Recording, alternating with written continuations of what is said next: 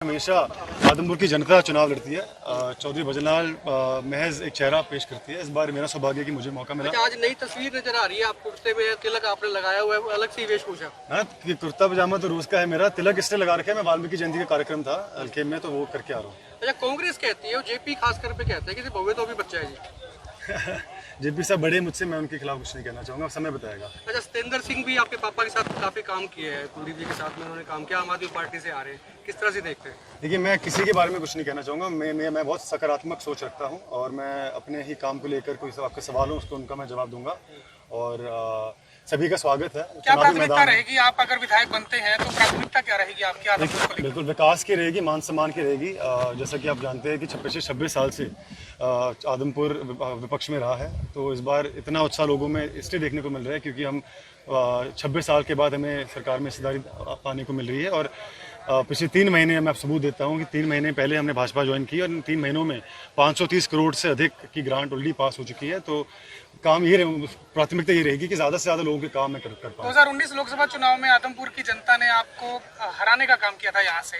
अब की बार किस तरह से आप देखते हैं और क्या अपील रहेगी कि वो जो कमी वहाँ रह गई वो यहाँ पूरी हो जाए? लोकसभा का चुनाव एक बहुत ही अलग प्रकार का चुनाव था। मोदी की आंधी थी, इसमें सब बह गए थे, मैं भी उनमें शामिल था। और आपको याद होगा कि कुछ महीनों बाद विधानसभा चुनाव हुआ 2019 में, जिस प्रकार से एक ऐतिहासिक जीत आदमपुर को मिली पिताजी के नेतृत्व में। तो इस बार भी उम्मीद है कि आदमपुर की पिताजी कहते हैं कि 30,000 की लीड उन्होंने ली थी, आप उससे ज्यादा लेंगे। आप क्या मान के चलते हैं, कितनी लीड आप बरकरार कर पाएंगे? ये एक तरफा चुनाव रहेगा, मैं नंबर तो नहीं आपको दे पाऊंगा।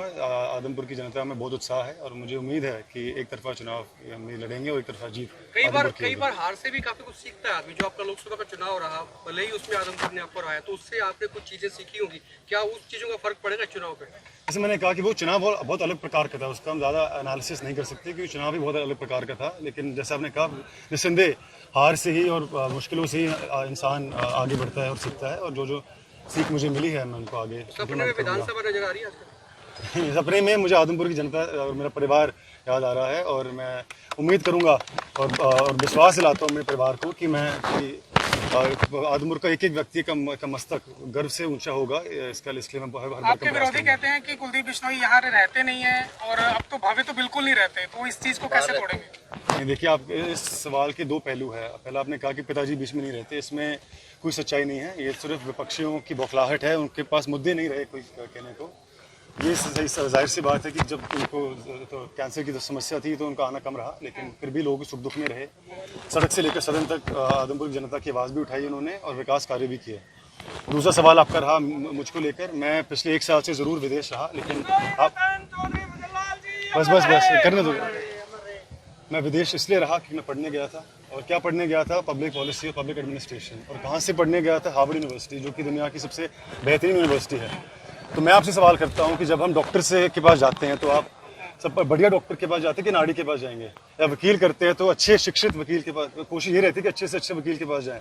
तो जब राजनीति की बात आती है तो हम शिक्षा को इतने बुरी नजर से क्यों देखते हैं? ये तो आदमपुर के लिए और सभी के लिए बहुत ही खुशी और फख्र की बात है कि एक शिक्षित, निस्संदेह जो अनुभव मेरा रहा है शिक्षा का, जीवन का, वैसे मुझे बहुत कुछ सीखना अभी बाकी है। मैं पूर्ण प्रयास करूंगा कि वो उसका लाभ आदमपुर की जनता को मिले। एक बार आपने इंस्टाग्राम पे कुछ वीडियोस डाले थे, मुझे ध्यान है, आपने लोगों को प्रेरणा दी थी, चैलेंज भी दिया था कि भी मैं कर रहा हूँ, आप भी करिए। योगा करते थे आपने, एथलेटिक्स की कुछ टिप्स दिए थे। कोई चैलेंज राजनीति में भी किसी को देना चाहेंगे?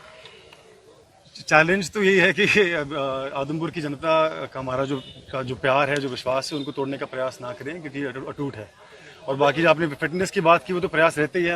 हरियाणा आपको पता है, जिस प्रकार से ओलंपिक्स की बात करें या किसी भी प्रतियोगिता की बात करें, हरियाणा प्रदेश सबसे आगे रहता है। तो उसी परंपरा को मैं आगे लेके जाने का पूरा प्रयास पहले सोनाली यहाँ से प्रत्याशी थी, अब वो नहीं रही।